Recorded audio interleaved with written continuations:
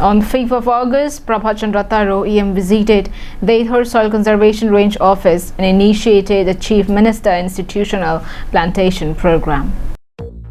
Prabhat Chandra Taro EM visited Kohra Soil Conservation Range Office and Deithor Soil Conservation Range Office on the same day and observed the plantation program on both locations under the Chief Minister Institutional Plantation Program.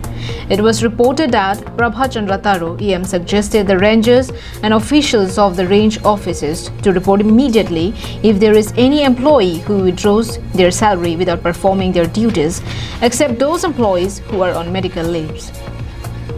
Prabhat Chandra Taro assures their termination if found guilty and unreasonable.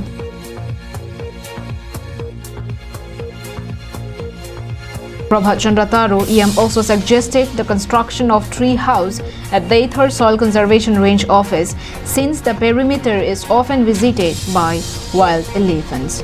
He also urged the employees of Soil Conservation Range Office to maintain clean and hygiene environment in and around the office premises. He assures that the upgradation and renovation of staff quarters and office would be done once the state and central schemes are allocated to Forest Department under KAAC within the next 2-3 years. News Desk report for Carbine Online.